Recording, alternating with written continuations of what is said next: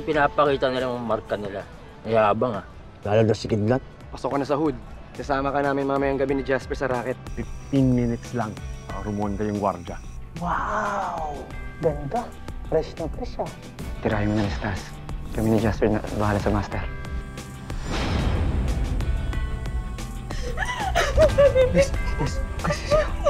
Wala akong gagawin masama sa'yo. May mga kasama ako sa labas. Hindi ko alam kung pwede ka na yung sistem kapag nakita ka nila. Sige lang. Wala nga dito. Kanina ko pa hinahanap eh. Nagbuko! Lat! Hindi kasalanan ni Kidlat, boss. Kasalanan ng muukong to. Siya nagpindot ng alarm. Tumatakas talaga tayo para mga kriminal? Kahit bigyan tayo ng extension, wala tayong pambabayad. Kaya tara na. Hindi ka na kami mahuli ng babae. Ganda ba? Ito, hindi ko na malaya. Mabit sa damit ko. Sorry ko kaya. Tandaan ka lang ata eh.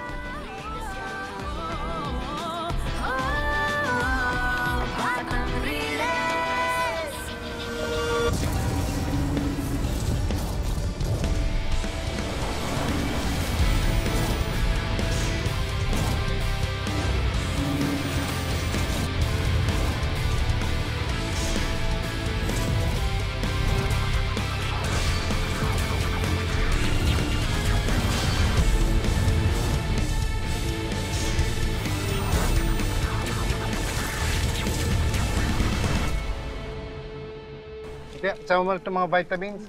Baka hindi masustansya yung pinapakain sa kanila doon eh. May gamot na rin dyan sa loob ah. Thank you po, Mang Paul. Binilang ko pala ng brief si Kidlat. Brief talaga?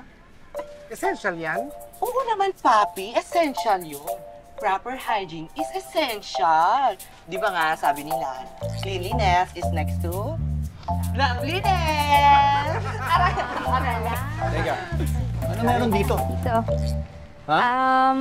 Dadalawin po namin si Kidlat bukas. May pa-care package po si Mang Paul dun sa 4. Mutya, hanggang ngayon ba, kaibigan pa si Kidlat? Oo naman po. Ba't niyo po natanong? Alam mo ba, nakaaway ng 3 si Kidlat? Baka magtampuan lang yun. Magbabati rin yun, Yani. Ganun naman Hindi. po lagi.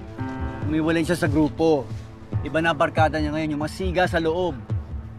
Ano? Sega? Oo. Si Kidlat, sega na? Teka lang, hindi ko ma-imagine. Oo nga. Sweet kaya nun. O baka sa akin lang siya sweet. Aray!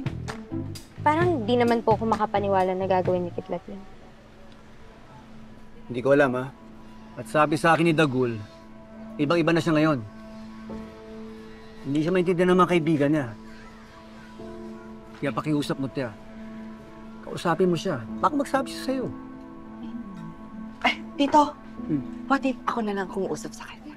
Ay, hindi. Ako na lang kaya hihila sa'yo. Sinabi ko naman, tumigil ka na eh. Kanina ka... Sakit! Alina ka pa kumukurot namin. Yan mapapalama oh. Naayos namin to kanina kaso nagulo lang nung chinek ng mga guards. Ito nga pala yung sa'yo. Tapos meron din dito si Dagul, tsaka Sig, pati si Kulot. Salamat, pero ikaw na lang magbigay sa kanila nito, Mutya. Bakit?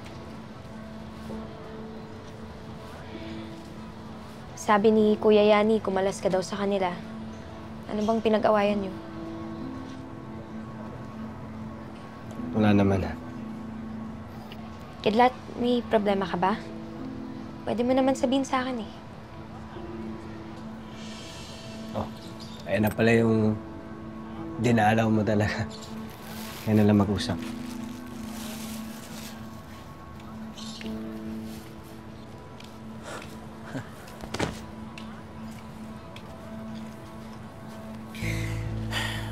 Hindi nakadalo ka.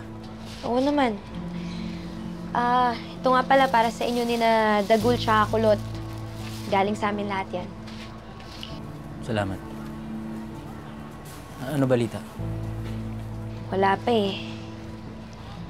Sina Max at Tata, hindi pa namin nahahanap. Hindi na nga namin alam yung gagawin namin eh. Tapos si Mang Paul naman, nagagalit na. Pinapatigil na kami sa investigasyon kasi nalalagay na daw yung buhay namin sa alanganin. Sorry ah. Oo lang, naintindihan ko naman. Kung talagang may kinalaman silang Max sa sunog, ibig sabihin kaya ka nila saktan.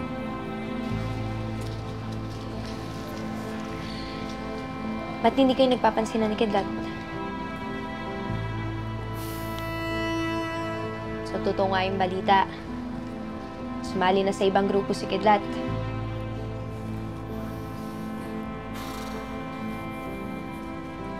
Sagang na hawak ni Berhel. Kaya pasiga-siga siya ngayon. Teka, yung mga bagong kaibigan ni Kidlat? Yung gang ni Verhel?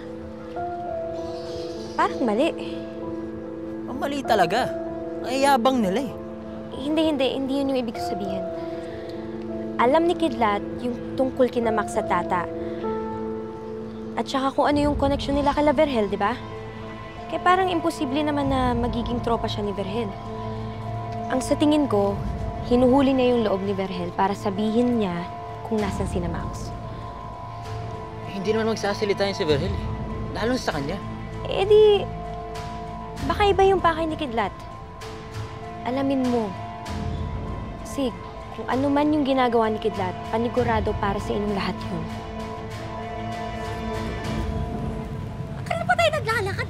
Pagod na ako. Hindi yung sinasabi ko saan tayo pupunta. Wait lang, mabilis na rin ako naman. Ano ba meron doon? Tingin ka ng tingin. Wala.